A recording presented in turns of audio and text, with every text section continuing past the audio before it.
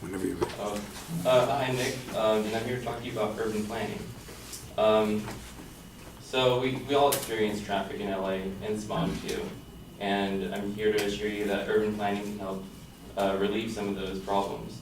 And one aspect of urban planning is public transportation. And so my claim is that expanding rail lines in LA will have a positive effect on the surrounding area. So first of all, it has advantages to car transportation. Second, it stimulates the local economy. And third, it's better for the environment. Okay, so my first claim is that it has advantages to car transportation. According to a study by Texas A&M, the average LA commuter spends 80 hours a year delayed in traffic, which is the second worst statistic in America. But it doesn't have to be this way. Rail gives people the ability to get to work without using their car. And it's also cheaper for some people too, because a lot of low-income individuals can't afford cars, and so if they have the ability to use rail, it would be a lot better. So it just rail gives people more options to get to work, and people that have a car that don't want to deal with traffic can use rail too.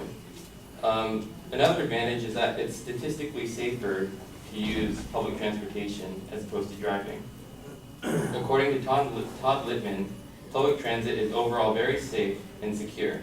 Transit travel has less than 1/10 the crash casualty rate as automobile traffic, and transit-oriented development residents have less than 1/5 the per capita traffic casualty rate as in automobile-oriented communities. So my second claim is that rail stimulates the local economy, and obviously it's one obvious way it does that is through employing rail operators and maintenance crews. And currently the LA Metro employs 9,892 people, but that number is growing. But another way they can employ people is through construction, which is currently going on right now. And that creates thousands more jobs. But a more permanent way that rail can stimulate the local economy is through mixed-use developments. A study by Daniel Chapman from UC Berkeley concludes that public transit improvements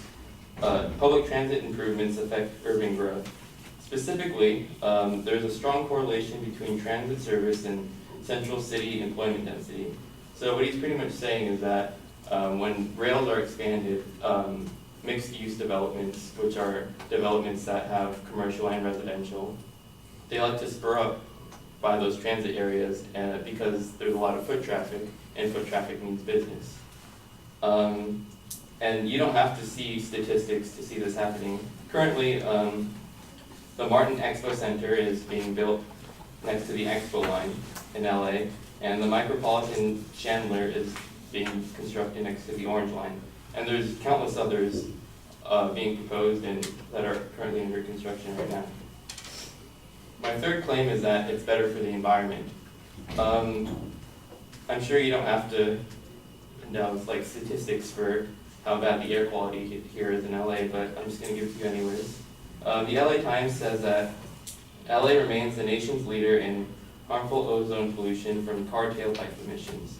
And that's because there's a lot of cars here in LA, so everybody driving means everybody's spewing out harmful emissions. But Jeffrey Kenworthy states that an eco-friendly city, or an eco-city, should be strongly centralized around well-defined higher density centers linked to the public transport system. So what he's pretty much saying is that cities should reduce urban sprawl, which there's a lot of here, and densify so that public transport is effective. This would make people use rail more frequently, and people would want to use rail, or we want people to use rail because rail systems are more efficient, energy efficient per person, and they don't directly require fossil fuels. And this is important because climate change is a problem that we're all facing right now, and this could help reduce the effects of climate change. So in conclusion, I've talked about how rail has advantages to cars, how expanding rail lines would stimulate the local economy and how it's better for the environment. And so based on all the evidence I've provided, I hope you can see how expanding rail lines would be beneficial to LA.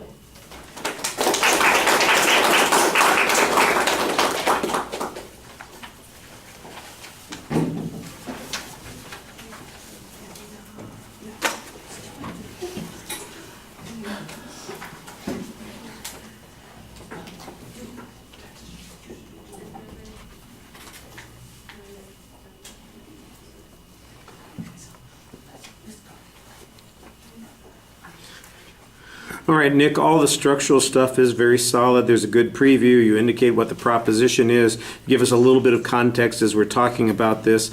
There's not really a lot of discussion about how much more, particularly in the LA area, you'd need to have. In essence, you've got this visualization of urban planning that seems to be in part for new city centers. I think that's a lot of what's being talked about in the last part of your evidence. The question that you are addressing, though, is would it be effective here in Los Angeles? And I think that means that we'd have to have higher density living situations in particular areas in the LA area, I guess, and in maybe the city itself.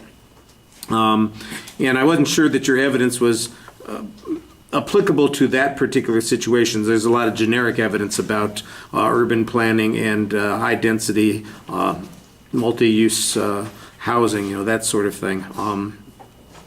You make a reference to an example, for instance, of the Martin Expo or the Martin Center next to the Expo. I have no idea what that is, so you mentioned it and you used it as an example to illustrate your point, and you didn't give us any more information on it, so I'm not exactly sure how it proves the point that you're talking about, since I'm unfamiliar with it. And you mentioned another one that's on another one of the rail lines. Again, I don't know if it's a shopping area, if it's a housing area, if it's a multi-purpose area, if it's where the football stadium is going to be. I don't know. So you got to be a little bit careful about assuming that people are all going to share your references. That's just a communication perspective on that. I thought you did a good job citing a variety of evidence and giving us justifications on how much time we spend in traffic and the safety issue. The safety issue, I think, is a little bit of a sidetrack issue. I can see that it's a positive effect, but you don't even make it its own supporting claim. It's kind of buried into that first claim. Just generally, an advantage that's going on there. And I think if you really mean to make that as an argument, it probably should be its own secondary claim. Stimulating the local economy, other than the 9,000 employees of Metro, which I assume is a piece of factual data that is obtainable online if you go to LA Metro. I don't know how many more jobs are likely to be created through construction. And you talk about the economic benefits that are going to occur, because you just say, well, foot traffic means business. And I'm going, well, to me, it just means a crowded sidewalk. I don't know that that necessarily means that people are going to do more business. That's a presupposition that needs to be proven, and I think you've left out that part of the equation. On the environmental issue, I think, again, it depends on whether or not ridership is going to decrease the number of people who are driving their cars. That, I think, you would have to demonstrate that the growth in ridership would not be a reflection of increased population, but rather a decrease in the population of people driving their cars. And the climate change argument feels very thin. You don't really provide any separate evidence on it. It just kind of is tossed in as a little bit of extra layering without much proof on that. So I thought that was a little bit problematic. All right, thank you.